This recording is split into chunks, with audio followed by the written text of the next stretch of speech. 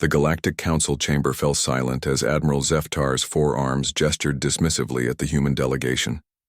His chitinous exoskeleton gleamed under the artificial lighting as he spoke in his species' clicking language, which the translators rendered into cold, mechanical words. "Humans are soft creatures," the Krillian general declared, his mandibles clicking in what passed for laughter among his kind. "They hide behind their metal ships and energy shields. When the Void Swarm breached our outer defenses, where were the brave humans, cowering in their safe colonies while real warriors bled and died?" General Vorthak of the Taurian Empire nodded his massive bull-like head in agreement. "We have lost 3 star systems to the swarm. Our fleets are decimated, yet Earth sends only supplies and tactical support. They speak of peace while the galaxy burns." Ambassador Chen maintained her diplomatic composure, though her knuckles whitened as she gripped the podium. "The Terran Federation has contributed significant resources." "Resources?" Zeftar's voice rose to a shriek that made several species wince. "We need warriors, not your pathetic machines. Your people are too weak, too emotional to face the swarm in true combat. You are cowards masquerading as civilized beings." The accusation hung in the recycled air like a toxic cloud. Every species in the chamber knew humanity's reputation, the newcomers who preferred negotiation to annihilation, who valued individual lives over strategic victories. They were effective administrators, brilliant engineers, but when steel met steel, they seemed to falter. Ambassador Chen straightened, a cold smile playing at the corners of her mouth. "Very well. You want warriors? You shall have them." She tapped her communicator with deliberate precision. "Control, please inform the Prometheus that we're authorizing deployment of Assets 7 and 13. The bridge of the stealth ship Prometheus hung in the darkness between stars, its hull black as the void itself. Captain Morrison received the transmission with grim satisfaction. He'd been waiting for this moment since the first refugee ships had limped back from the frontier, their hulls scarred by swarm bioweapons. "James, Liza, you're up," he announced to the ship's most unusual passengers. James looked up from the knife he'd been methodically sharpening, his gray eyes reflecting. No emotion. Tall and lean, he moved with the fluid economy of a predator. Scars traced silver lines across his hands and face, each one a story he'd never tell. His uniform bore no rank insignia, only a small black patch with a simple symbol, a figure in shadow. Beside him, Liza stretched like a cat, her auburn hair catching the dim light. Shorter than James, but no less dangerous, she radiated a casual lethality that made even seasoned Marines nervous. Her patch bore a different symbol, a witch's hut with chicken legs, rendered in dark thread against darker fabric. "Target?" Liza asked, her voice carrying a slight accent that suggested Eastern European ancestry. "Kepler 442c. The swarm has established a hive complex on the primary continent.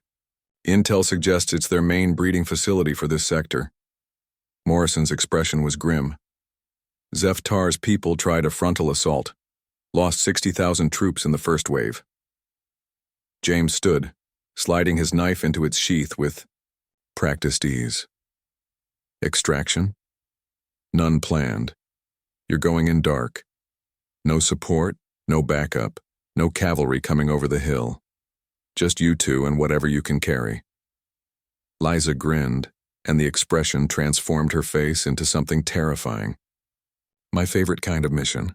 6 hours later, a small unmarked shuttle dropped out of hyperspace near Kepler 442c.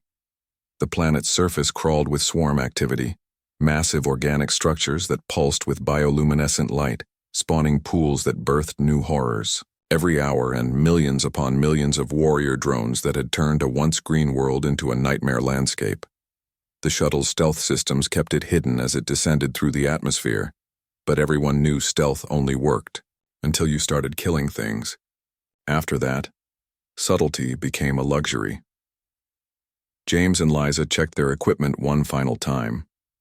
No fancy energy weapons or power armor, just knives, explosives, and small-caliber firearms that wouldn't attract attention until it was too late. They were ghosts, shadows, the monsters that even monsters feared in the dark. Remember, James said quietly as they prepared to drop. We're not here to win a war. We're here to send a message. Liza nodded, her eyes already taking on the flat, empty look that her targets would see in their final moments. What message would that be? That humans might prefer peace, James replied, stepping toward the shuttle's open bay. But we're very, very good at war. The drop was silent. Two figures fell through the alien night like falling stars, landing in the heart of the swarm's domain with barely a whisper. Within minutes, the real horror began. It started with sentries simply disappearing. Then communication. Nodes went dark. Breeding chambers erupted in flames that burned with an intensity that made the very air scream. The swarm's collective intelligence tried to comprehend what was happening. But how do you track shadows? How do you fight enemies who turn your own hive against you? James moved through the complex like death incarnate, his blade finding the weak points in chitin armor, his explosives placed with surgical precision. He was the boogeyman made flesh, the thing that lurked in the dark spaces between thoughts. Liza was chaos given form, turning the swarm's own bioweapons against them, poisoning their spawning pools and leaving behind a trail of destruction that defied understanding. She was Baba Yaga, the witch who devoured the wicked, and tonight, the entire planet was wicked. For 72 hours, Kepler 442c burned. The swarm threw everything at the intruders, millions of drones, aerial hunters, even the massive queen forms that rarely left their deepest chambers. Nothing worked. The two humans moved like ghosts through the carnage, always one step ahead, always striking where they were least expected. On the third day, silence fell over the planet. The Galactic Council received the report in stunned silence. A world that had taken 3 months to fully infest, that had cost the Allied fleet 60,000 lives just to scout, had been rendered uninhabitable to the swarm in less than a week. By 2 humans. 2. Admiral Zeftar stared at the tactical display, his mandibles working soundlessly. General Vorthak's massive hands trembled as he reviewed the casualty estimates. Not human casualties, but swarm losses. The numbers were staggering. Ambassador Chen stood once again at the podium, her expression serene. Gentlemen, you asked for warriors. You received them. I trust this resolves any questions about human... Resolve? In the silence that followed, anew understandings, the Galactic Military Academy's lecture hall buzzed with nervous energy as dozens of alien cadets prepared for their final examination in advanced siege warfare. Professor Vextai, a distinguished Zentorian with 4 eyes and centuries of military experience, stood at the podium reviewing his notes. This exam would determine which students qualified for the elite strategic command track. Among the assembled, cadet sat Liza Chen, her human frame dwarfed by the massive Corvan warriors and towering Ashaki scholars surrounding her.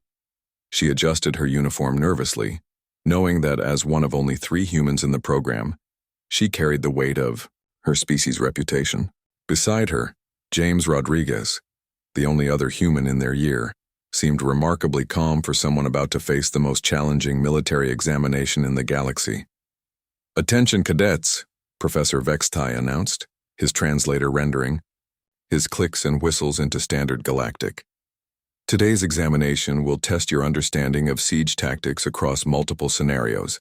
You will face theoretical problems requiring both historical knowledge and innovative thinking. The first section proved brutal. Complex scenarios involving orbital bombardments, shield penetration, and supply line management flashed across their data tablets. Liza watched her classmates, beings from warrior cultures that had mastered warfare for millennia, struggle with questions that seemed designed to break even the most brilliant military minds. Question 47, Professor Ao. Vextai announced. You command a force besieging an impregnable fortress on a hostile world. The enemy has superior technology, unlimited supplies, and orbital support. Your force is outnumbered 10 to 1 with no reinforcements possible. Devise a strategy for victory. You have 15 minutes. The lecture hall fell silent except for the scratching of styluses and the clicking of various alien appendages on data tablets. Liza stared at the problem, her mind racing through everything she'd learned about conventional siege warfare.